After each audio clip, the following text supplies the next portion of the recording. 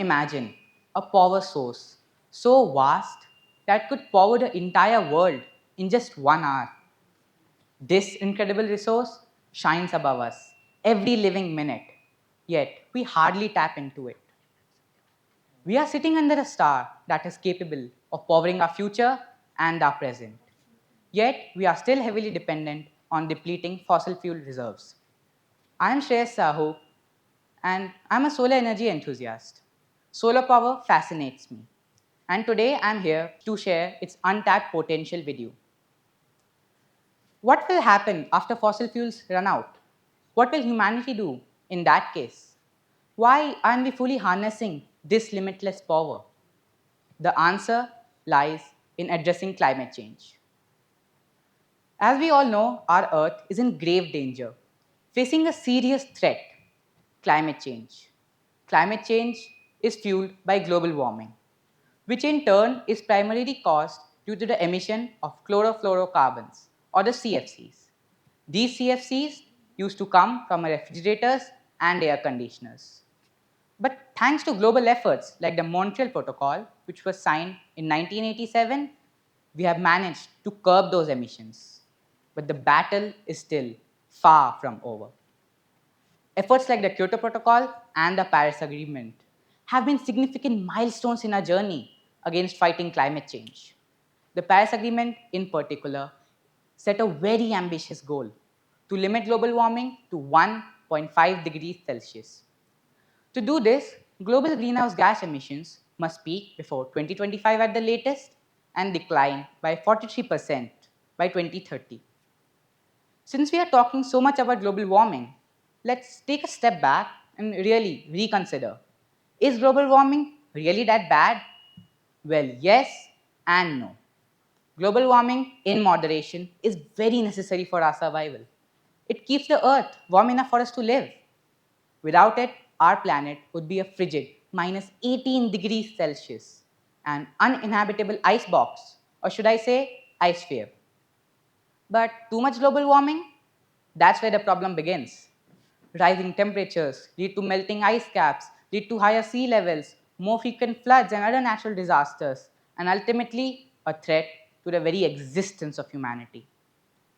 So I ask you, what do we do to solve this pressing issue? Scientists have been researching for alternative energy sources for years: wind, geothermal, hydro, nuclear, and whatnot. But one source stands out, and that's solar energy. The sun will continue to shine for the next 5 billion years, showering Earth with an incredible amount of energy: 5,000 trillion kilowatt hours of energy every single day. That's renewable energy in its purest form. But how do we harness it? This is where solar panels come into play. These panels, equipped with photovoltaic cells, capture solar energy and convert it into usable electrical energy. So, it sounds simple, but there's more to it. Why am I using this on a massive scale right now? The answer lies in efficiency. A standard commercial solar panel is only about 20% efficient. That means for every 100 joules of energy it receives, it only produces 20 joules of usable electricity. It sounds like a lot of energy wasted, but trust me, it's not. We are dealing with an incredibly abundant source of energy here, our sun. So, in 2021, India used about 13 million gigawatt hours of electrical energy. That seems like a big number, but here's a way to think about it. If you added up all the energy that the world used in the same year, it would be around 176 million gigawatt hours. Now here's the crazy part. Every single hour, the sun sends that much energy to Earth. That means every single hour of the sun's energy can be used to power the entire planet for one entire year. But sadly, by 2021, India had only managed to install about 54,000 megawatts of solar power. That seems like a huge number, but it's not. It's just a tiny fraction, just 0.004% of the total energy that India used in 2021. To power the whole world, we would need about 242 billion solar panels. These panels would cover an area about 526 times the size of Bangalore or 10 times the size of Bhutan. This seems like a huge area, but it's just 11.8% of India's total land area or 0.26% of the world's total land area. Considering the fact that 15% of the world's area is already barren and unused, we have a lot of space to work with. So the sun gives us more than enough energy we need, the technology exists, and we have the space. We just need to make it happen. But the main hurdle that prevents us from being 100% self-sustainable is cost. It takes a lot of money, and I mean a lot of money to set up and maintain solar farms. 185 trillion US dollars to put a number on it. That's 9 times the GDP of the USA. Comparatively, wind energy and other fossil fuels are way cheaper, making them more appealing in the short term. While there are challenges against using solar energy, it is still rapidly advancing and is a vital part of the solution.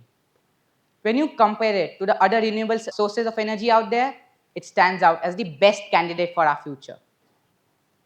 If there were a way to make solar energy cheaper, and I mean a lot cheaper, we would for sure save our Mother Earth.